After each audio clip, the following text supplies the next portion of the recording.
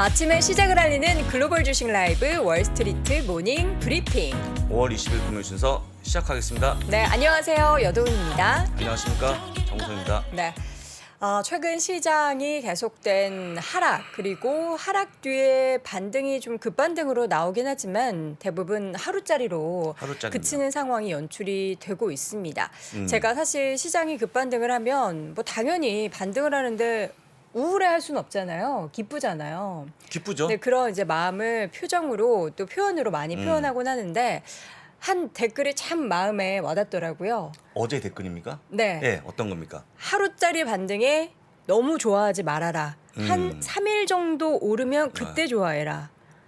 그래서 저는 네. 많은 생각을 하게 했습니다. 이게 연속적인 상승이 과연 언제 나타날까? 그럼 그 전까지 저희는 웃지 못하고 방송을 해야 하지 않습니까? 근데 저는 오전에 시작을 좀 밝게 시작하는 게 또 좋잖아요. 좋습니다. 네, 그다음에 그래서 3일 연속 올라오면 웃자라는 얘기를 한다 그러면 네. 제가 한 달 내내 그러니까 웃을 일 없는 걸로 그래서 좀 보여집니다. 저는 그냥 네. 시장이 하락해도 매일 밝은 모습으로 여러분을 찾아뵙기 위해서 노력할 예정입니다. 그렇습니다. 네. 저희라고 기분이 좋겠습니까? 똑같습니다. 밝아야죠. 여러분들. 네, 그래서 밝게 시작을 해보고요. 네. 특히 오늘 또 기분 좋은 금요일 금요일, 아니겠습니까? 프라이데이. 오늘도 불금이 나오면 안 되는데 한번 기원해 보면서 네. 한번 출발해 보겠습니다. 네, 자, 이제 오늘도 시장이 그렇게 좋지는 못했습니다. 네, 그렇습니다. 좀 많은 하락 뒤에는 우리가 반등을 좀 기대하고는 하는데 시장이 연이은 약세 흐름이 나타나고 있고요. S&P 500 지수가 19%대 하락세까지 지금 이제 집계가 되면서 하락장, 약세장 진입을 정말 코앞에 네. 두고 있는 상황이라 어느 때보다도 오늘 밤 시장이 정말 중요한 그런 네. 변곡점이 될 것 같습니다. 잠시 후에 방금 전 마감했었던 시장 상황 우리 장 부사장님이 정리해 주실 테고요. 오늘은 오늘 미국으로 출국하실 예정인데 시간을 쪼개서 특별히 나와주셨습니다. 여러분들이 궁금해하시는 내용만 엄선해서 제가 또 열심히 데스킹을 했고요. 네. 잠시 후에 우리 연세대학교 국제학대학원의 이남우 교수님과 함께 이야기를 자세하게 나눠보도록 하겠습니다. 또 오늘도 어김없이 월가의 소식은 미국 주식에 미치다 이양영 전문위원과 함께 나눠보시죠. 자, 오늘 주제 좀 확인해 볼까요? 예, 주제입니다. 기네요. 깁니다. 전일 급락에도 불구하고 인플레이션 우려가 이어지면서 3대 지수가 하락 마감했고요. 특히 소매업종이 3일째 빠지면서 뭔가 월마트 같은 아주 주요인 기업들의 약간 불운이 겹치고 있는 그런 모습 보여주고 있는데 실제 이들 업종이 좀 올라와야 되거든요. 네. 아직까지는 올라오지 못한다는 거 좀 보여드리고요. 네. 바로 3대 지수의 흐름을 짚어보겠습니다. S&P 500 0.58% 하락이고요. 다우가 0.75% 하락, 나스닥이 0.26% 하락으로 조금만 30분만 더 시간이 있었으면 아마도 플러스 끝나지 않았을까 생각 듭니다. 네. 아쉬웠습니다. 나스닥은 계속해서 장중에는 좀 반등하는 움직임들이 보였기 때문에 기대감을 좀 갖게 했지만 아쉽게도 장 막판에 좀 힘을 잃는 그런 모습이었고요. 말씀해 주셨던 소매 업종 네. 가운데 3대 종목들이 예. 크게 하락했죠. 예, 빅3인데요. 보시면 아시겠지만 이번 주 등락입니다. 네. 월화 수목인데 타겟이 32%가 빠졌고요. 월마트 21%, 코스코가 15%가 빠지면서 제가 볼 때는 처음 이렇게 많이 빠진 게 아닌가 한번 보여집니다. 근데 솔직히 이제 이게 경기와 관련 있는 어떤 업종이다 보니까 좋아져야 되는데 아직까지 반등 못하고 있는 구간이고 제가 볼 때 하락이 좀 더 이어지지 않을까 염려가 됩니다. 제가 어떤 커뮤니티에서 네. 하나 글을 봤어요. 미국 현지에 계신 분이 올린 글인데 그 타깃에 타깃. 방문을 하셨대요. 어제. 예, 예. 근데 한쪽에서 직원분들이 모여서 웅성웅성 거리고 있다라는 걸 보면서 그분이 유치하건데 아. 이렇게 실적이나 주가가 많이 하락하니까 이제 또 인력 감소에 대한 이야기가 나올까 그런 싶은 것도 그러니까 표정이 있죠. 많이 어두워서 네, 있습니다. 그런 있는데 이야기가 나오더라고요. 정말 마음 아픈 얘기네요. 네. 그래서 일단 물론 아직까지는 아닙니다만 조금 더 실제가 안 좋아지면 그런 것도 사실 뭐 아예 뭐 무시할 수 없는 건데 배제할 수 없죠. 예, 실제 그런 거보다는요. 빨리 물가가 내려가 갖고 많은 네. 분들이 물건을 많이 살 수 있는 그날이 온다 그러면 해소가 될 거니까 한번 기대해서 보시면 좋을 것 같고 네. 저는 이 기사가 안 나오면 좋은데 어젯밤에 또 기사가 나왔습니다. 하락하면 예, 늘 나오는 기사죠. 늘 나오는 겁니까? 늘 나왔습니까? 늘 나왔습니다. 경기 침체 가능성을 네. 다시 한번 점치는 그런 내용이 나왔는데 골드만삭스 2년 내 가능성이 약 35% 잡고 있다라고 다시 한번 재확인했고요. 웰스파고는 올해 말이나 내년 초에 온다라고 발표했기 때문에 침체가 가까이 온 게 아닌가 다시 한번 좀 우려가 됩니다. 네.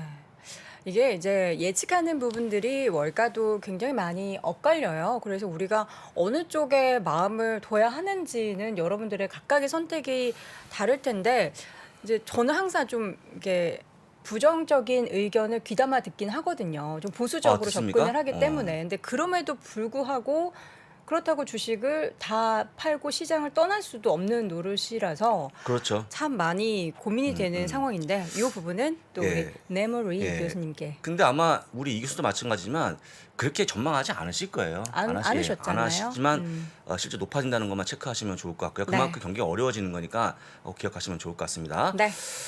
그다음에 여러분들 제가 이것도 사실 별로 보고 싶지 않은 그림인데 공포와 탐욕 피어인 지수. 그리드 인덱스입니다. 딱 보시면요. 현재 10일을 보여주고 있는데 극도의 공포 구간을 약 10일째 유지하고 있습니다. 5월 4일부터. 예, 계속 극도의 공포죠. 공포 구간.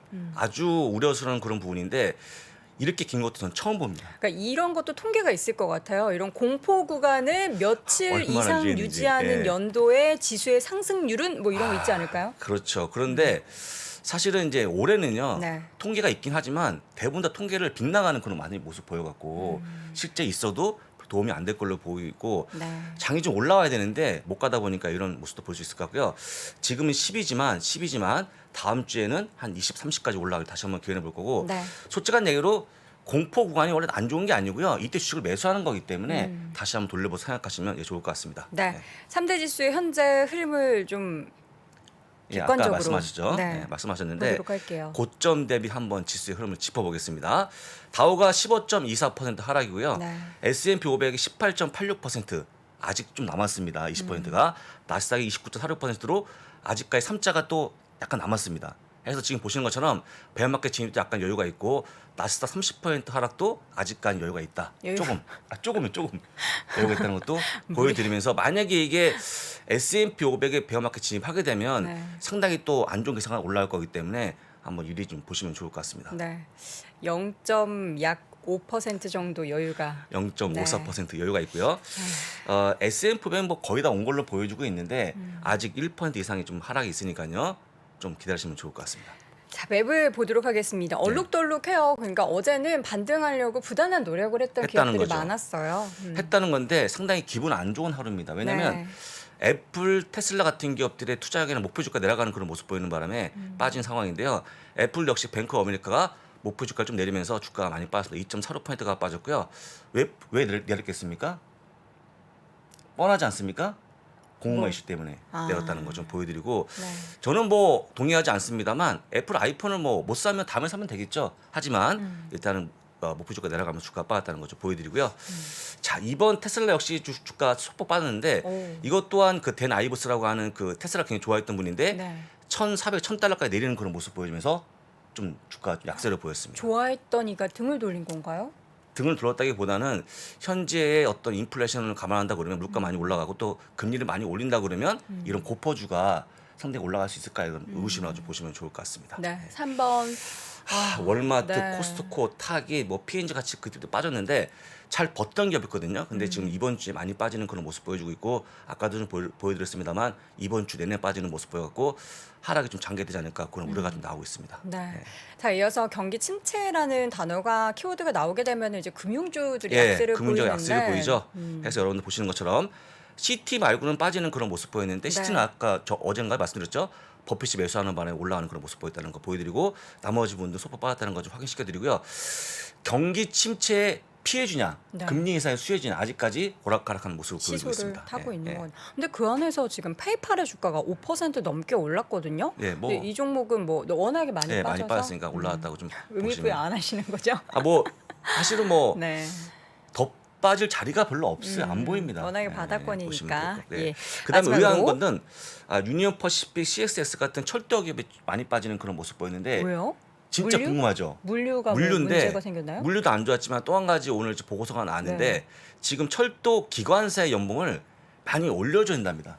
아, 이게 또 비용 이슈가 비용이죠, 있군요. 비용. 최근에 비용 이슈만 나오면 주가가 빠지는데 야 철도 기업의 기관사들 월급 많이 올려준다 그러면 네. 투자하는 비용 올 거니까 주가가 빠졌는데 그렇다고 안 올리면 또 어떡하겠습니까? 근데 물류비가 많이 올라갔으니까 그만큼 기관사 입장에서는 나에게도 더 돈을 달라라고 요청할 수 있죠. 그렇죠. 근데 이제 음. 미국 철도 기업들은 거의 매출이 정해져 있거든요. 왔다 갔다 하는 게 정해져 있다 보니까. 아, 그래요? 근데 거기에 만약에 비용이 얹어지면 상당히 좀 이 깎아먹을 걸로 보이니까 그 주가 빠졌다고 좀 보시면 될 것 같습니다. 근데 네. 여러분들 아시겠지만 철도 우리는 별로 이용하지 않잖아요. 그렇죠. 않으시죠? 네. 근데 미국은 많이 이용하는데 특히 저도 저희 지인이 있지만 이사 갈 때 보통 이용을 해서 짐을 보통 우리는 이삿짐 센터에 화물차를 이용을 하지만 미국은 워낙에 땅덩어리가 크기 때문에 옆 동네 이사 가는데 한 네. 2박 3일 걸리거든요. 차로 가기 힘드니까 철도 그쵸. 이용한다는 거 좀 보시면 좋을 것 같습니다. 예. 네, 그 밖에도 그 옆에 뭐 UPS 같은 이런 이제 물류 운송 관련된 네. 기업들이 아무래도 뭐 경기 물류 침체 때문에. 네. 양이 늘어난다라는 이야기도 있지만 경기가 또 침체되면 이 네. 부분에 대한 리스크가 또 시장에서 부각이 되기 때문에 주가가 하락한 것으로 보이고요. 실적 발표한 기업들 몇 가지 볼까요? 예, 어플라이드 머티리얼즈 볼 건데 네. 2분기 실적을 발표했습니다. 보시는 것처럼 EPS가 5센트 부족하게 나왔고요. 네네. 매출 역시 한 1억 달러가 적게 나오면서 둘 다 미스하는 그런 모습 보였고 전망까지 내리는 그런 모습 보이면서 주가가 좀 내려가고 있는데 제가 내려올 때만 해도 주가 소폭 내려가는 그런 모습 보였거든요. 네. 한번 보시면 약 2.24%가 내려가는 그런 모습 보였는데 현재는 어떻게 됩니까? 제가 보도록 A이신데요. 하겠습니다. 현재 주가도 2.22%대 하락세 유지하고 네. 있습니다. 반도체 장비 업체의 가장 큰 기업이기 때문에 워낙 실적이 좋아서 크게 빠지는 않고 있습니다만 약간 아쉬운 게 보통 EPS 매출을 같이 미스한 게 굉장히 오랜만인데 네. 이 기업이 갑자기 미스하는 바람에 주가가 빠져갖고 아니 최근에 장 끝나고 시작 발표하는 게 대부분 다 안 좋습니다. 그래서 좀 아쉬운 마음이 있지만 하여간 빠진다는 거 좀 보시면 좋을 것 같습니다. 네, 지금 제가 네. 여기 야후 파이낸스 보면 항상 특징적으로 움직이는 종목들이 여기 검색어 상위에 올라와 있거든요. 네. 근데 루시드가 지금 장중에도 11% 넘게 주가가 오르면서 마감이 됐고요.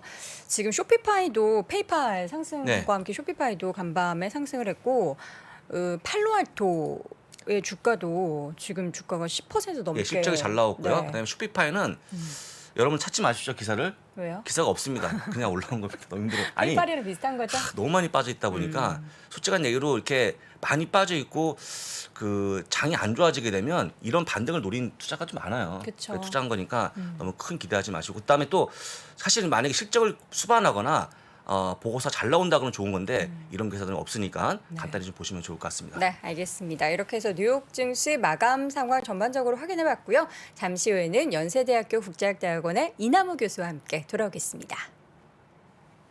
동안 엄마, 동안이 성적 또 올랐다며? 영진이는 비싼 학원 바꿨는데 더 떨어졌다니까? 영진 엄마, 누가 요즘 학원 보내? 아직도 안 해? 설탭! 서울대 선생님이 1대1로 족집게 가외해주니까 단기간에 성적이 쫙쫙 올라. 설탭이 입시 상담까지 해주잖아. 학원진도 못 따라가고 인강 볼 때 졸기만 하는 우리 아이. 지금이 바로 초밀착 1대1 설탭 케어가 필요할 때. 요즘 엄마들이 선택하는 프리미엄 서울대 가외. 설탭. 서울대 가외가 월 19만 9천 원이라고? 학원보다 싸네. 뭐? 지금 시작하면 첫 수업 무료에 백화점 상품권까지 준다고?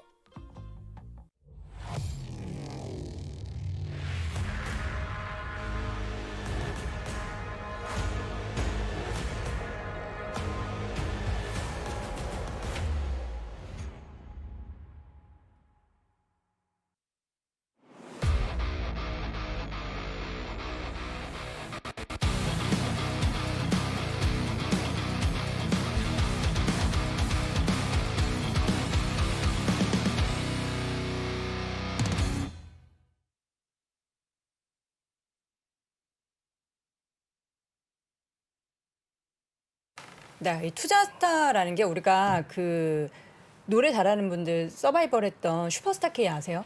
그거를 약간은 이제 오마주한 거죠.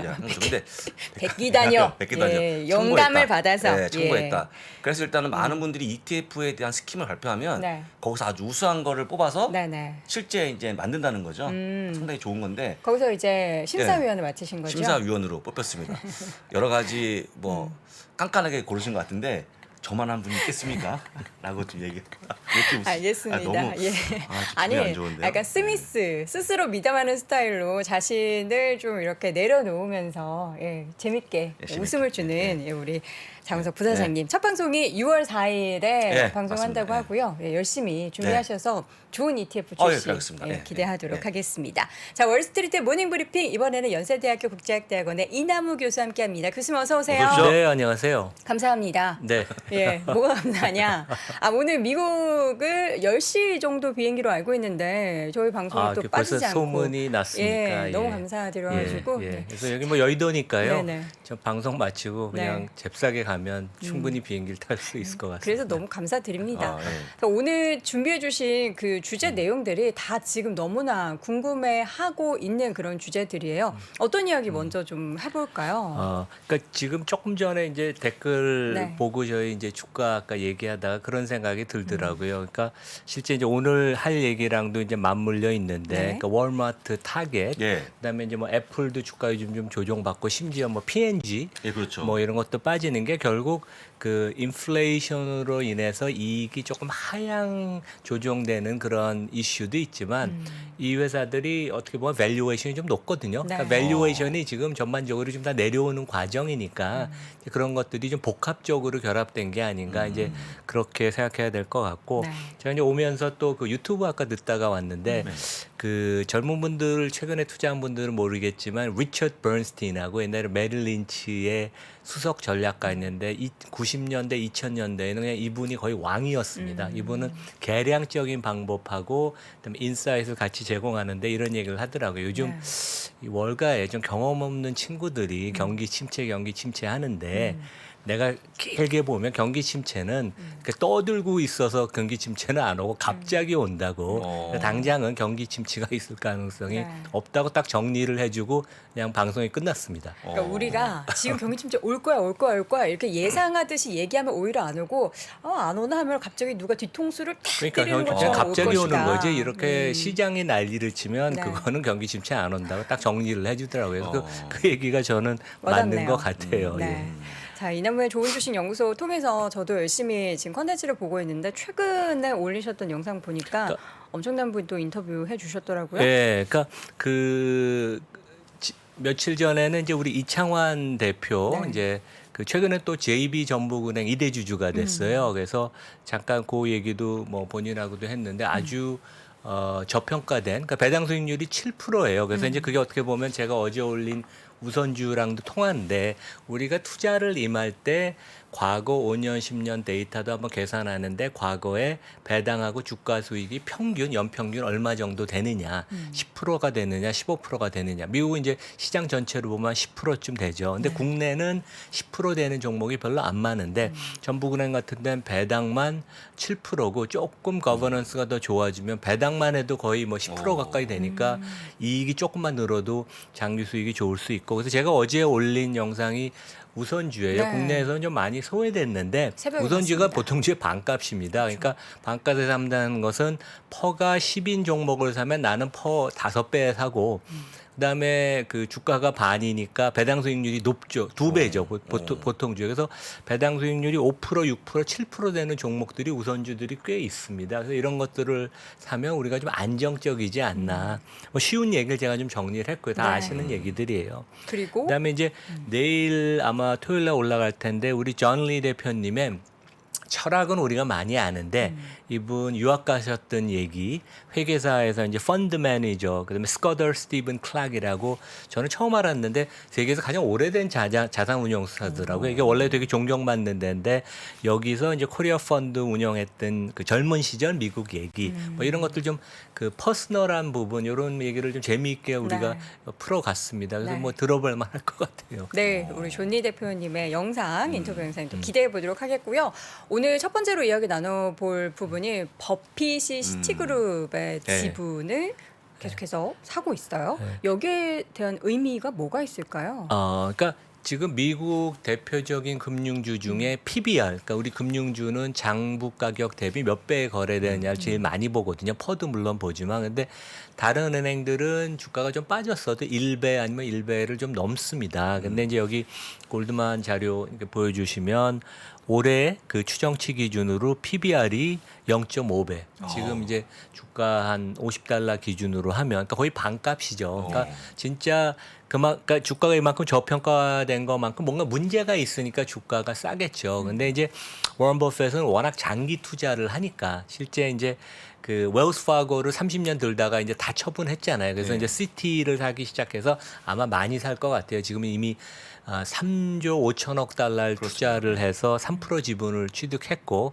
이분이 뱅크 오브 아메리카를 한 50조 원 이상 들고 있습니다. 근데 뭐 시티가 뱅크 오브 아메리카는 훨씬 작은 은행이니까 시가총액으로 보면 근데 여기 보면 ROE가 여전히 낮아요. 미국 6%니까 미국 은행들 중에 10% 미만이 없거든요. 그러니까 뭔가 문제가 있고 지금 이제 그렇죠. 문제가 있어서 구조 조정 중이라는 걸 암시하고 하나 배당 수익률은 주가가 낮아서 4%입니다. 그리고 배당이 아마 계속 올라갈 거예요. 그래서 배당을 충분히 줄 정도로 이익은 난다. 하지만 뭐 JP 모건이나 모건 스탠리만큼 ROE가 뭐 15%씩 20%씩 나오고 그렇지는 않죠. 그래서 장기적인 관점에서 그 투자를 시작을 하신 것 같고 그다음에 이제 제가 작년 11월에 2030년까지 보유할 만한 해외 10대 종목을 선정을 했는데 제가 그런 얘기를 했어요. 1, 2년을 놓고 보면 모건 스탠리나 뱅크 오브 아메리카를 사야 되지만 좀 기다리실 수 있는 분들은 1, 2년 주가가 좀 힘들어도 시티를 사자. 워낙 낮아서 이제 그런 얘기를 했고 뭐 우리 그 회장님께서 저희 방송을 들었는지 모르겠지만 버피 회장님께서 네. 그래서 이제 그 이런 점을 저는 강조하고 싶어요. 그래서 우리가 기업을 볼 때 그 기업의 대주주나 최고 경영자의 능력 그 칼라를 봐야 되는데 그 제인 프레이저라는 월가 최초의 여성 CEO 그 상당히 그 여기 뭐 인상도 아주 뭐 네. 똑똑해 보이죠, 되게. 엄청 스마트해 보시네요. 그래서 이분이 원래는 컨설턴트 출신인데 시티에 한 20년 전에 조인해서 소매 웰스 매니지먼트 라틴 아메리카 주요 비즈니스를 맡았는데 전략을 아주 지금 잘하고 있어서 그 은행 문화와 체질을 개선 중이고 아마 워런 버핏도 이런 점에 좀 점수를 많이 준 게 아닌가. 그래서 웰스 매니지먼트에 집중을 하겠다.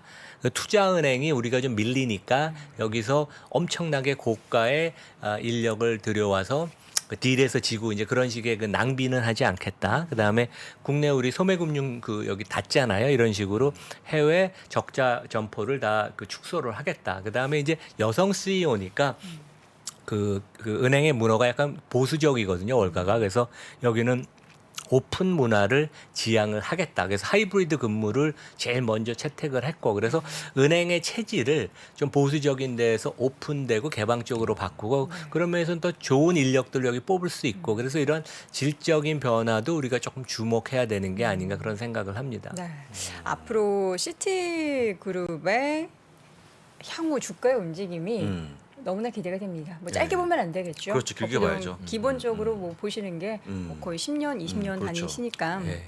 기대해 보도록 하겠고. 그러니까 여기가 PBR이 한 0.5배. 아까 제가 말씀드렸던 JB 전북은행. 그 우리나라 시장 전체로 금융주가 0.5배인데 JB는 0.3배더라고요. 네. 그러니까 저평가된 데들이 있고 이런 데들이 배당을 많이 주면 네. 일단은 투자하는 입장에서는 마음이 좀 편하죠. 배당에서 먹고 들어가니까. 네, 알겠습니다. 첫 번째 시티그룹 워런 버핏의 지분 증가에 지분 취득에는 이유가 있다라는 네. 거 확인해봤고요. 두 번째로 가장 궁금했던 부분 이 파월 의장의 발언에 대한 또 의미와 시장의 해석을 과연 우리 이 교수님은 어떻게 보셨는지가 궁금해요. 최근에는 계속 좋았다가 안 좋은 이 네. 패턴이 반복이 되고 있어요. 네, 그러니까 주초에 이분이 그 월스트리트 저널 네. 행사에서 네. 이제 그 대담을 했잖아요. 네, 이제 네. 그거 제가 2번 꼼꼼히 들었어요. 그래서 네. 좀 그 경청할 부분이 있지 않나. 그래서 우리가 보통 아는 내용 말고 조금 특징적인 부분을 제가 4가지를 정리를 했습니다. 그래서 첫 번째는 미국 경기가 되게 대단히 좋다.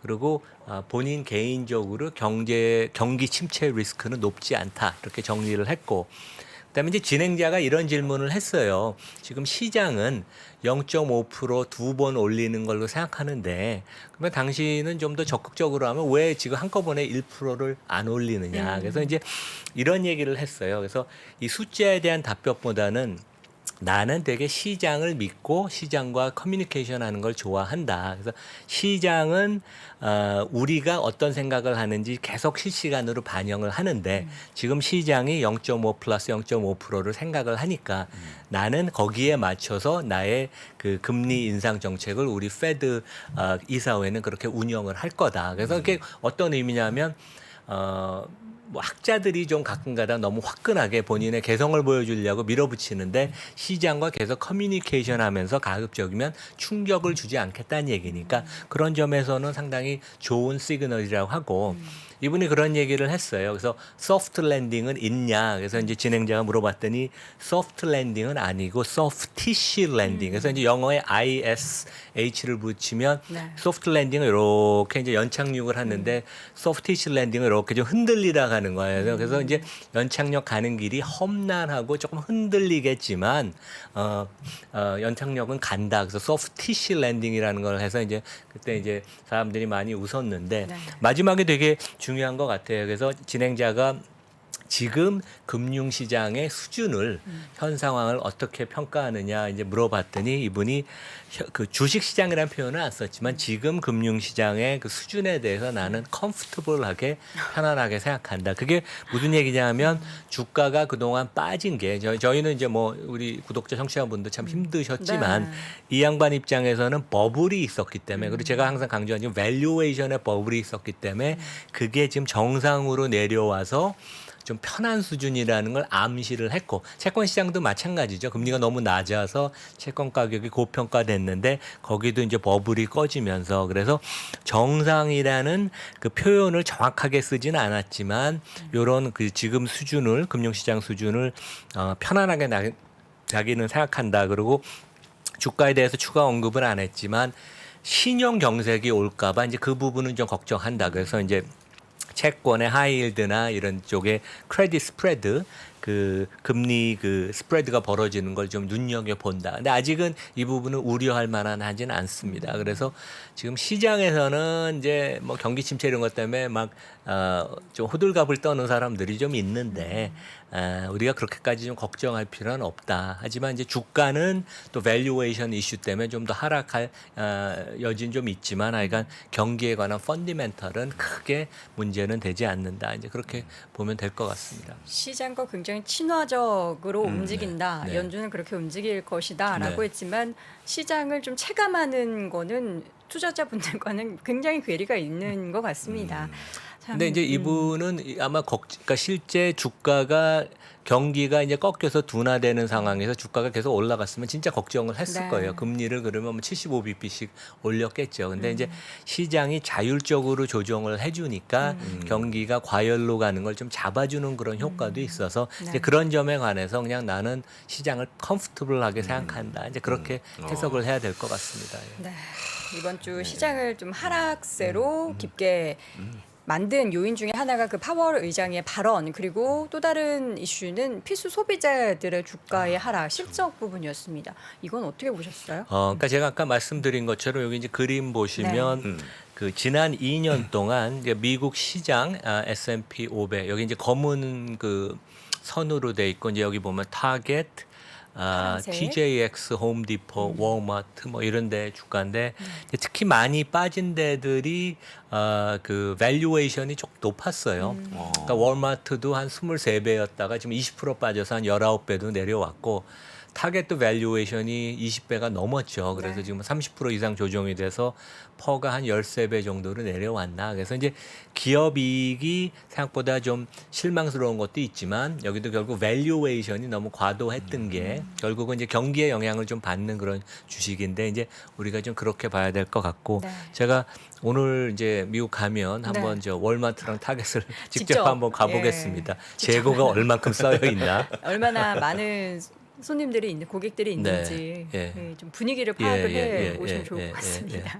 이번 주에 이제 그 4개 회사 실적을 우리가 크게 보면 뭐 네. 실제는 더 많이 발표했습니다. 리테일러들이. 근데 월마트 타겟은 생각보다 훨씬 안 좋았고 가이던스도 낮췄지만 실제 홈디포랑 TJX는 제가 11월 달에 약간 전략 예, 종목으로 제가 맞습니다. 말씀드렸는데 이 두 회사는 실적이 또 되게 좋고 가이던스를 올렸어요. 그래서 모든 리테일러가 지금 다 재고 문제 뭐 이런 거에 시달리는 건 아니고 회사마다 좀 똘똘한 전략을 잘 한 데들은 또 버티고 있고 그렇지 못한 데는 이제 좀 고통을 겪는 것 같은데 홈디포 같은 데는 영업이익률이 15%를 달성을 지난 분기에 해서 상당히 시장보다도 좋았고 그다음에 이제 가이던스 상향 조정을 했습니다.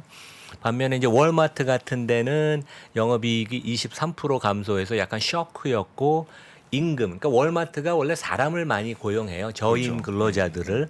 그래서 이제 여기 그 인건비가 항상 ESG 하는 사람이 월마트를 공격을 합니다. 왜냐하면 워낙 근로자 대우가 안 좋아서. 그래서 좀 화끈하게 최근에 월급을 많이 올려줘서 이제 그런 요인도 있고 인플레이션, 코스트 올라가는 거를 고객한테 충분히 못 전가한 거 있고 그다음에 이제 월마트 타겟 아니면 거의 모든 회사들이 지금 이제 재고가 많이 쌓인 게 작년에 이제 주문을 했는데 이 팬데믹이 계속 간다고 봤던 거죠. 그래서 이제 과거에 필요했던 옷 같은 걸 주문했는데 금년 초부터 이제 팬데믹이 끝나가면서 미국은 다른 종류의 그렇죠. 제품이 필요하니까 이게 미스매치가 생긴 거거든요. 그래서 이제 그 타겟 같은 데는 특히 이제 재고가 한 분기에 8% 증가했으니까 연율로 치면 30%가 넘는 거죠. 그래서 이거 처리하는데 좀 시간이 오래 걸리고 그래서 좀 주가가 이제 많이 빠진 것 같고 월마트 같은 데는 이제 인건비 문제 같은 것도 특히 문제가 되고 그다음에 이제 타겟 같은 데는 그 과도한 재고 내지 물류 비용 한 1조 한 3천억 달러 물류 비용이 1년에 늘어난다니까. 반면에 TJX 같은 데는 제가 다음 페이지 설명을 드리겠지만 백화점이나 그러니까 준 명품점에서 안 팔린 거를 시즌이 지난 거를 40% 80% 싸게 사서 소비자한테 그 파는 것인데 여기는 네. 약간 그 다운 그러니까 이제 소비자들이 조금 싼 데로 오면서 명품 백화점 안 가고 TJX 같은 데 많이 방문을 해서 여기 세전이익률이 10%를 유지를 해 생각보다 좋았어요. 가이던스도 올리고 그래서 모든 리테일러가 다 망가진 거는 아니다. 그리고 회사별로 조금 재고 추정이나 이런 전략 예측을 잘 못한 데가 좀 더 타격이 있었다. 이제 우리가 그렇게 보면 될 것 같고요. 네. 그다음에 이제 TJX는 말씀드린 것처럼 한번 소개해 그 주셨었죠? 다품종 소량 그 전략을 가고 그러니까 내가 관심 있는 물건이 이렇게 많지는 않아요. 그리고 한 1, 2주에 가면 없을 가능성이 높아서 그러니까 자라랑 약간 비슷한 전략을 하고 미국하고 캐나다에 한 5천 개 점포를 갖고 있습니다. 그래서 멋쟁이들이 좀 할인된 아주 저렴한 물건을 사는 그런 물건 고르는 재미가 있고 이 회사의 장점은 구매팀이 아주 똑똑하다고 합니다. 그러니까 베스트 인 클래스 업계 최고의 구매팀이 백화점, 준명품 이런 데 이제 창고를 누비면서 그냥 권한을 갖고 자기네들이 싸게 사서 매장에 이제 깔면 바로 이제 1, 2주 내. 그러니까 이제 그 회전율도 되게 높은 거죠. 그래서 비즈니스 모델이 상당히 우수합니다. 예. 자, 지금 이제 어쨌든 소비 관련된 기업들도 그러면 이제 종목을 잘 골라야겠네요. 향후 괜찮아지 이런 가운데서도 괜찮아질 기업은 있는 거니까요. 네네.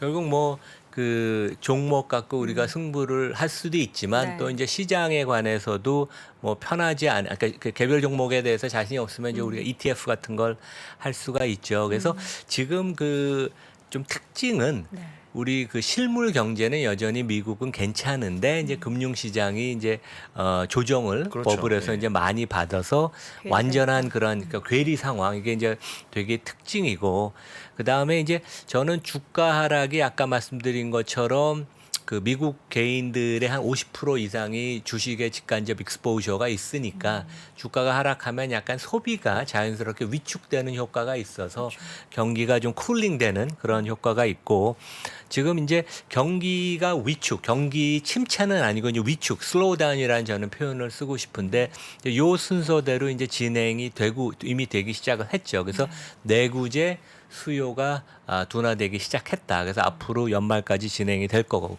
그리고 실제 그래서 이제 IT 주가들이 반도체 회사 이런 데 빠진 게 다 이런 것 때문에 이제 빠진 거죠.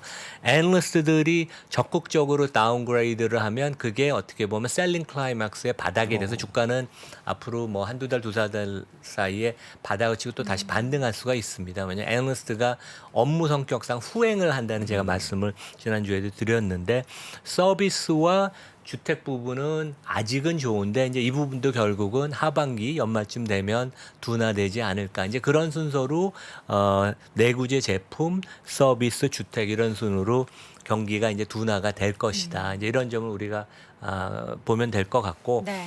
마지막으로 이제 결국 시장은 밸류에이션 문제인데 골만에서도 이제 제가 요 표가 되게 보기가 편해서 그러는데 저는 기본적으로 요 정도 전망은 계속 유지를 합니다. 그래서 올해 기업이익 성장률이 없고 아직까지 골드만이나 컨센서스를 보면 10% 증가한다 그러는데 이제 막 내려올 거예요. 이제 내려오니까 이게 거의 뭐 제로 성장으로 갈 거고 우리가 퍼가 15배까지 당장은 안 가고 한 17배, 18배면 S&P 기준으로 한 3,700에서 800. 그러니까 요 정도는 터치다운을 할 가능성이 좀 있다. 그러니까 여기서부터 추가로 한 3, 4%, 4, 5% 정도 빠질 가능성은 있다. 지금 3,900선. 네, 3,900이니까. 그리고 이제 마지막으로 골드만이 이번 주말에 그 전략가가 경기 침체, 리세션 하에서는 우리가 P를 어느 정도 봐야 되냐, 요걸 네. 다시 정리를 해줬는데 이 전략가는 한 그 경기가 진짜 침체가 온다면 아까 우리 장 부사장님 말씀하신 것처럼 올만은 이제 내년에 한 30% 확률을 네, 보잖아요. 그렇죠. 그러니까 뭐 아주 높게 보지는 않는데 경기 침체가 온다면 기업이익이 증가 못하고 저는 진짜 감익할 거라고 생각을 해요. 그러니까 이거보다 조금 더 가혹한 환경이 되게 될 것이고 펄을 17, 18배가 아닌 더 좀 낮은 15배. 그러니까 거의 과거의 그 노멀한 상황까지 내려간다. 그러면 이제 지수가 뭐 한 3,500, 600까지 간다는 게 이제 최악의 시나리오고 저는 개인적으로 이 가능성은 높지 않다고 생각을 합니다. 이거는 이제 월스트 케이스를 우리가 또 알아두는 게 그리고 네. 그 당시에 논리는 퍼가 이렇게 내려간다. 그런 얘기입니다. 예. 네, 알겠습니다. 마지막으로 이제 시장의 밸류에이션 네. 부분까지 점검을 해봤고요. 더 붙잡고 싶지만 네. 보내드려야 될 것 빨리 가셔야 같습니다. 됩니다. 미국 잘 다녀오시길 바라겠습니다. 연세대학교 국제학대학원의 이남은 교수 함께했습니다. 교수님 고맙습니다. 고맙습니다. 네, 감사합니다. 네. 이분이 오면 시장 얘기 듣고 싶어서 또 신부님께서 요즘에 탑3 안에 인기를 또 누리고 계십니다. 변동성 자산이기 때문에 이런 위기가 왔을 때 너무나 큰 기회가 옵니다. 아니 1,500에서도 주식을 안 샀는데 1,800, 1,700에서 사시겠습니까? 저는 그거는 그닥 도움이 안 되는 조언이라고 보고 페드가 첫 금리를 인상을 할 때는 투자 규모를 더 늘려야 될 때입니다. 페드는 이제는 금리를 올려도 경제가 버틸 수 있다라고 판단을 했다라고 봅니다.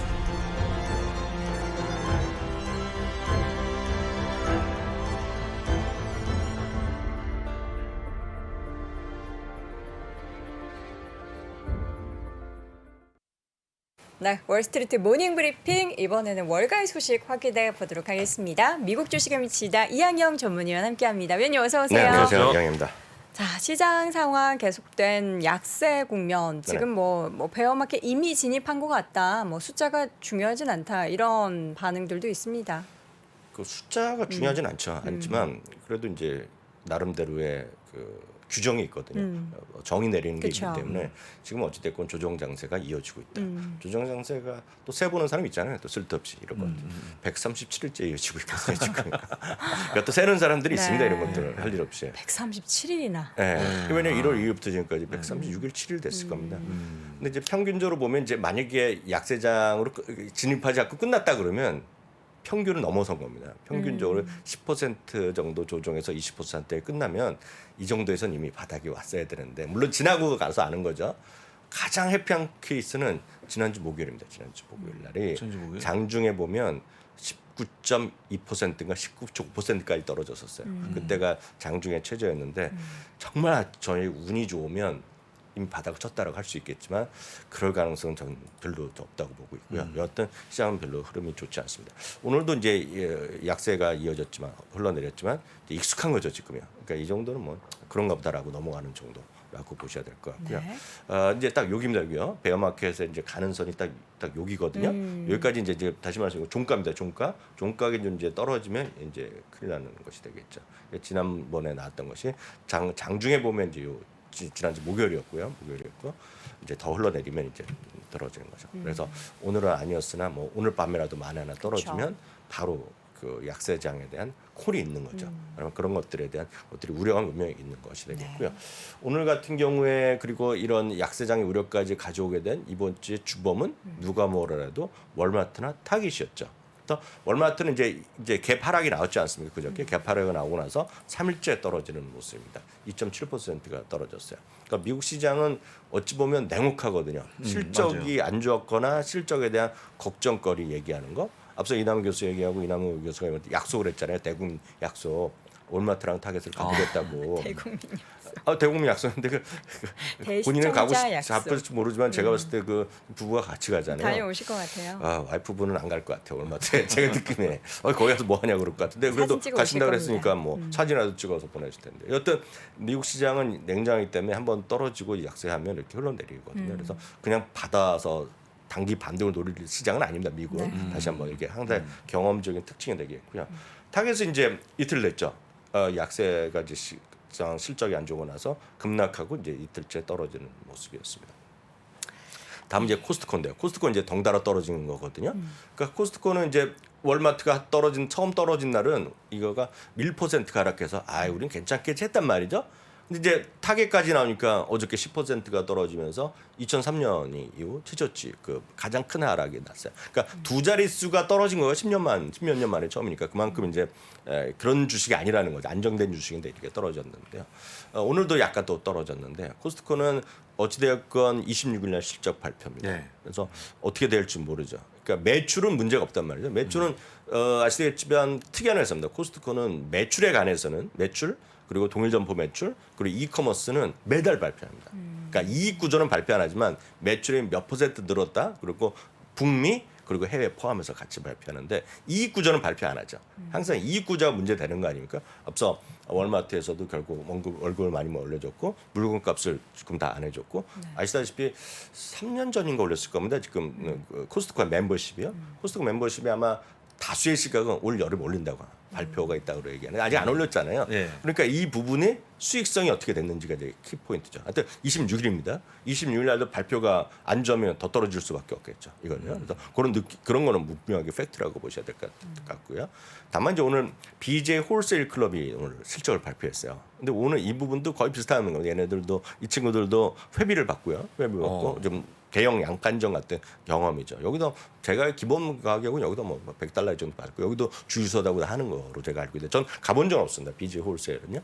근데 오늘 나름 깜짝 실적을 발표했어요. 그러니까 다른 것들과 약간 다른 결이 다르게 발표했고 자기네가 이번에 특히 주유소 때문에 엄청 잘 됐다. 그리고 다른 매출 좋았고 이익도 자체도 깜짝 실적 발표했기 때문에 오늘 이제 7.4%가 올라갔어요. 같이 떨어지다가 올라갔는데 모르겠어요. 코스트코가 이런 것으로 받을지 아니면 다른 거가 떨어질지 모르겠지만 역시 이것도 정확하게 실적에 의해서 반영된 것이 그런 흐름이었다라고 보셔야 되겠습니다. 그래서 이런 것들이 좀 이어졌고요. 오늘 이제 시간에나 오늘 장중에 있었던 거 보면 여러 가지 유통 회사들이 실적 오늘 발표한 것들이 있었어요. 유통 회사 중에서는 아마 여러분들이 아실 만한 것 유통에서 오늘 좋게 발표한 거 좀 말씀드리면 어그라고 아시죠? 그 신발. 예, 어가 데컬스 아웃도어라고 분류가 되어 있습니다. 그래서 대표 브랜드가 서너 개 있는데 전 잘 모르죠, 솔직히. 어그밖에 모르지만 어그는 오늘 깜짝 실적을 발표해갖고 오늘 나름 또 긍정적인 모습을 보여줬고요. 또 하나는 반스라고 아시잖아요, 젊은 사람들 반스요. 반스는 이름이 VF 코퍼레이션입니다. 그래서 VFC도 또 좋게 발표했어요. 그래서 오늘은 약간 유통업체가 약간 결이 달랐습니다. 어저께까지는 계속 안 좋은 것만 있었지만 오늘은 결이 없고요. 앞서 말씀드렸던 BJ's 홀세일은 좋게 발표했는데 또 하나 이제 약간의 백화점 라인인데 약간 그 고급 라인이라고 얘기하기는 쉽지 않은 거죠. 로스스토어가 있습니다. 로스스토어는 오늘 좀 안 좋게 발표했거든요. 그래서 로스스토어가 오늘은 이제 제대로 맞았죠. 20%가 떨어졌어요. 로스스토어가. 그래서 이번 주 하여튼 거의 마지막으로 유통업종의 그런 실적 시즌인데 처음에는 아주 안 좋게 발표했다가 조금 회복되는 것도 나오고 있으나 전반적으로 워낙 큰 것들이 때려 맞았기 때문에 다음 주에 코스트코로 해서 이제 거의 이제 피날레가 나오더라고요. 보셔야 되겠죠. 코스트코가 좀 좋아야 할 텐데 말이죠. 가장 중요하죠. 5월 25일 더 중요합니다. 네. 엔비디아가 있거든요. 수요일 날. 이어집니다. 그래서 아니 이게 중요한 기업 시즌 끝나야 되는데 아직까지 남아 있어요. 그쵸. 여전히 남아 있습니다. 네. 꼭 보시면 좋을 것 같고 저는 뭐 잘 나올 거라고 믿고 있으니까. 네, 예. 그날 제가 네. 또 우리 장 부사장님의 민낯을 그날 갑자기 출장 갈 일이 생길 수도 있을 것 같습니다. 안 되죠. 예, 못 가십니다. 네, 그렇습니다. 실적 발표는 계속해서 이어지고 있고 사실 그 실적이 좀 좋게 나와야 네. 이 시장에서 그나마 좀 붙잡을 수 있는 희망의 끈이 있는데 그게 좀 희비가 많이 엇갈리고 있는 것 같아서 좀 안타까운 상황이 연출이 되고 있습니다. 그 오늘 시간에서 실적 발표한 건 아마 이번 주 실적에서는 솔직히 얘기하면 월마트나 타겟이 그렇게 크게 관심들 없으셨을 것 같아요. 없었죠. 그 전에는 없었죠. 없었지만 시장 큰 쇼크를 준 게 그 두 개였고요. 사실상 더 관심이 있었던 아마 젊으신 분들, 투자자는 더 관심이 많았던 건 해외에서도 그게 어프라이드 머티리얼이랑 맞습니다. 팔로 알토 네트워크스거든요. 어프라이드 머티리얼스는 전 세계 반도체 장비 3위 회사라고 일단 이해하시면 되겠습니다. 어프라이드 머티리얼스는 참고적으로 이제 ASML이고요. 램 리서치나 어프라이드 머티리얼스 2위, 3위 하는 회사인데요. 어프라이드 머티리얼스는 오늘 매출과 기대, 이익 모두 기대 이하로 지금 발표했습니다. 시간에서요. 주당 이익이 1.9달러인데 1.85달러밖에 안 나왔고요. 매출은 63.8억 달러인데 62억 달러 나왔고 역시 여기서도 CEO가 공급망 이슈가 있다 얘기를 하는 거죠. 그러면서 오늘 1.44% 정도가 지금 시간에서 하락하고 더 빠졌다가 조금 했는데 지금은 시간에서 어떻게 진행되는지 모르겠고요. 공급망 이슈는 여기저기서 다 나온다. 공급망 이슈 때문에 물건을 아예 못 만들 수도 있고 물건을 못 받을 수도 있고 값이 올라갈 수도 있죠. 오늘 이제 정규장에서 말이 나온 게 공급망 이슈 때문에 아예 2주 동안 셧다운하는 곳이 나왔습니다. 2주 동안 생산도 안 하고 딜리버리도 못 하겠다. 출하도 안 했다는 거가 이제 젊으신 분들이나 아주 젊으신 분은 아니죠. 약간 그러니까 매니아 분들이 있잖아요. 그거 한번 거기 빠지면 이제 많은 분들이 건전하다 그러지만 하여튼 부인분들은 남편이 왜 돈을 쓰나 이런 것들 옷도 사고 신발도 사고 장갑도 사고 두건도 사는 바로 할리 데이비슨입니다. 할리 데이비슨. 할리 데이비슨이 오늘 2주간 문을 닫았습니다. 오. 그래서 할리 데이비슨 인기 모델은 제가 알기로 우리나라에서 꽤 오래 지금 기다리는 걸로 알고 있거든요. 뭐 6개월, 진짜 핫한 건 1년도 기다린다. 물론 재고도 있는 것도 있겠지만 진짜 제가 미국에서 한번 뉴스를 봤는데 미국 뉴스 봤는데 뭐 어떤 거는 14개월 기다려야 된답니다. 뭐 할리 데이비슨 뭐 특정 라인이겠죠. 뭔지 부품이 모르. 없어서 그런가요? 그렇겠죠. 그러니까 오늘 그런 그 공급망 이슈를 하면서 부품이 없다는 겁니다. 그래서 2주 동안 문을 닫고 딜리버리는 안 한다. 출하를 안 했는데 오늘 그래서 꽤 많이 빠졌을 겁니다. 그 심벌은 HOG입니다. HOG인데요. 좀 많이 빠졌고요. 그래서 그거는 이제 정규장이었고 똑같이 이제 공급망 이슈 얘기가 나와서 제가 말씀드린 거 되겠고요. 다음은 이제 팔로 알토 네트워크스인데 이거는 나름 좋게 발표했어요. 이건 나름 거의 깜짝 실적 수준을 발표했는데요. 네. 1.68달러 예상됐는데 1.79 달러가 주당 이익이 나왔고요. 이때는 매출입니다. 13.6억 달러 매출이 예상됐는데 13.9억 달러가 예상됐어요. 네, 그래서 오늘 그 발표하면서 실적이 기대 이상 발표되면서 팔로알토는 지금 10% 이상이 네, 지금 시간에 시간에서 걸려서. 올라가고 있다라고 일단 이해하시면 되겠습니다. 네. 전체적으로 기업들의 실적 발표 내용 점검해 봤고요. 이 가운데 시장이 좀 조정을 보이다 보니까 앞서서도 잠깐 예. 언급해 주셨지만 시장에 대한 좀 부정적인 시각을 담은 그런 내용들이 많이 좀 전달이 되고 있는 것 같은데. 지금은 이제 할 수 없죠. 지금 네. 분위기에서는 좋다고 얘기하면 두드려 맞기 마련입니다. 그건 전 세계 누구나 마찬가지입니다. 네. 전 세계 누가 얘기하더라도 그분이 얼마만큼 유명하고 얼마만큼 그동안 권위가 있고 그런 건 아무 중간이 없죠. 다들 무슨 미국에 쓰는 사람들도 마찬가지거든요. 저 사람 좋다 그래서 샀다가 매롱됐다 얘기하는 거잖아요. 지금 한 3주째 사라진 사람이 탐리가 사라졌습니다. 지금. 어디 갔죠? 저는 이제 트위터에서 가끔 보거든요. 근데 방송에서는 제가 별로 본 적이 없어요. 네. 왜냐하면 해봤자 안 부르죠. 방송국에서도 안 부르죠. 연결하더라도 하면 뭐합니까? 엄청난 사람들이 항의 전화고 그럴 텐데 저 사람 때문에 손해봤다 얘기하고. 그렇군요. 네, 항상 그렇기 때문에 지금은 좀 약간 목소리가 낮춘 수밖에 없겠고요. 지금은 뜨는 분들이 한 3명 있죠. 3명. 3명 중에 한 명의 대표적인 사람이 마이클 윌슨. 네, 마이클 윌슨 같이 겸손한 사람이 없다 얘기하는 거 되겠고요. 그리고 아시다시피 사비타 서브마리안.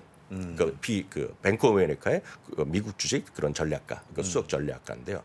그분은 한번 기억하시겠지만 우리가 저도 이제 공유는 해드렸죠. 그런 정보를 공유해드렸지만 저도 신뢰를 별로 안 됐으면 좋겠다. 기억하시겠지만 저는 아직도 기억합니다. 그분의 멘트 중에 그 뱅크 오브 아메리카 얘기했던 경우에요. 물론 뱅크 오브 아메리카도 지금 목표 지수는 4,500을 제시하고 있지만 4,500도 지금 상당히 버거워 보이죠. 4,500만 하더라도 지금 20%가 올라야 되거든요. 그렇죠. 연말까지. 그러니까 만만한 건 아닙니다. 20%라는 것 자체가 어떤 경우에도요. 근데 그분이 작년 연말에 다들 목표 지수가 찬란할 때 목표주가 평균이 S&P 500이 지금 작년 기준으로 보면 작년 말 기준으로 보면 한 4,800 정도 나왔을 겁니다. 그래서 5,000 간 넘거나 4,900 얘기하면 욕먹을 시기예요. 근데 그분이 뭐라고 했는지 혹시 기억하실지 모르겠지만 그런 소리는 귀에 안 들어옵니다. 아무리 전해드리거나 하더라도 안 들어오고 아, 저 여자 뭐야? 딱 그런 거죠. 하지 말라는 거야. 기억하실지 모르겠죠. 그때도 제가 얘기할 때 여동학교가 진짜요? 그런 멘트를 했던 기억입니다. 반응했던 건가. 앞으로 10년 동안 오를 게 없다 그랬어요. 10년 동안 주가는 성장이 없다. 저는 한 귀로 듣고 한 귀로 흘린 모양입니다. 네, 그게 뱅크 오브 아메리카예요. 그럼 뱅크 오브 아메리카가 그 당시에 욕을 엄청 먹었을 거 아닙니까? 지금도 마찬가지죠. 지금도 욕을 먹죠. 맞추면 뭐합니까? 욕을 먹죠. 그러니까 주시장의 생리거든요. 욕 먹는데 그분들이도 마찬가지. JP 모건의 마르코 콜라노비 욕을 먹지만 그분도 똑같지. 탐리도 똑같고 마이클 윌슨까지 똑같이 얘기했던 게 있습니다. 뱅크 오브 아메리카 그 당시에도 탑픽으로 택했던 섹터가 있는데 혹시 기억하세요? 탑픽이요? 네, 섹터가 있습니다. 에너지? 에너지였죠. 근데 아직도 귀에 안 들어올 뿐이죠. 네, 안 들어오죠. 네, 그게 시장의 냉정한 심리거든요. 그래서 시장은 지금 그런 사람들 목소리가 많고 그 아까부터 두 분뿐만 아니라 또 시장을 양당이 항상 보수를 이야기하는 거가 도이치방크입니다. 아, 도이치방크. 도이치방크까지 또 내렸어요. 4,750인데 4,750도 상당히 높은 겁니다. 높은 거지만 도이치방크 항상 이제 보수적으로 보는 곳인데요. 전통적으로요. 2022년에는 230달러 주당이 똑같이 유지를 하고 있습니다. 2023년 245달러 똑같이 유지를 하고 있으나 결론은 리세션 가능성이 커지고 있다. 물론 리세션이 당장 내년에 온다. 이건 아닐지 있으나 가능성이 커지고 있다는 거죠. 골드만삭스도 35%를 얘기하고 있잖아요. 심지어 JP 모건의 마르코 콜라노빅은 지금의 주가는 너무 떨어졌다는 얘기를 과매도라는 얘기를 하면서 그거를 지금 리세션 가능성을 갖다 계산을 붙이면 지금 주가는 어느 정도 수준이냐. 마르코 콜라노빅의 얘기는 75%를 반영된 주가라는 겁니다. 가능성의 75% 자기가 본다는 것이 아니라 75% 정도 리세션에 들어갈 가능성이 있다고 주시장에 반영되고 있다. 그래서 이제 과매도라는 얘기를 하고 있거든요. 너무 많이 떨어졌다는 얘기하고 있는데 뭐 각자의 생각일 뿐이고 어찌됐건 도이치방크도 목표 지수는 내려가는 모습이었습니다.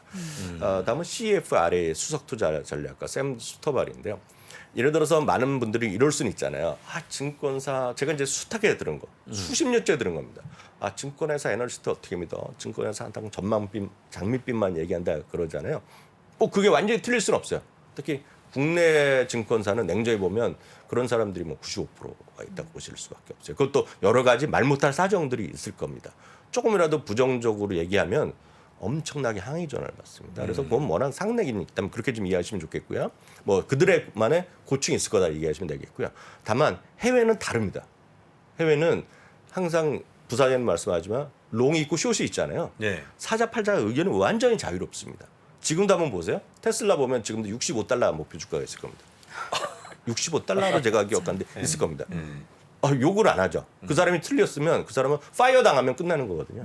그래서 그런 분위기가 약간 있는데요. CFIRA가 얘기하는 건 약간 믿으셔도 될 거. 그렇게 생각하신다 그러면 믿으셔야 되는 게 CFIRA는 미국에서 가장 큰 독립 리서치 기관입니다. 그러니까 증권사가 아니라 독립 리서치 기관으로 제가 알고 있어요. 그래서 그렇게 증권사 얘기를 못 믿대까 하는 분들은 약간 여기는 다르다라고 이해하시죠. 벌써 어떤 분들 쓰시잖아요.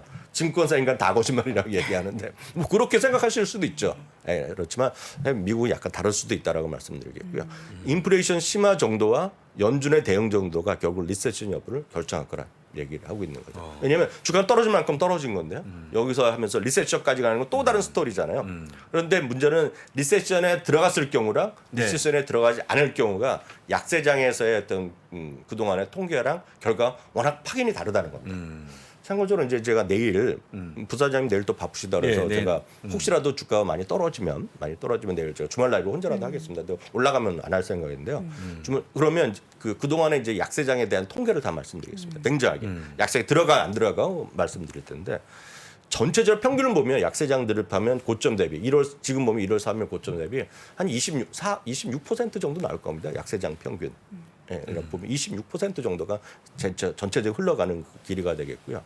약세 20% 이상만 계산했을 경우에는 30%가 좀 넘어가 32, 23% 되는데 그 중에서도 가장 큰 차이가 리세션이 같이 있을 때, 리세션이 없을 때 완전히 차이 납니다. 특히 최근 한 1998년 이후에 최근에 20년만 보면 약세장을 수반했을 경우가 3번이고 약세장을 수반하지 않았을 경우가 3번이에요. 근데 만약에 과거 통계일 뿐이지만 약세장이 수반되지 않으면 조정폭이 이렇게 크지 않았습니다. 평균적으로 한 22%가 채 안 될 겁니다. 약세장 없이 그냥 리세션이 리세션 없이 약세장이 끝났을 경우에. 근데 만약에 리세션이 수반의 약세장이 되면 약간 겁날 수 있죠.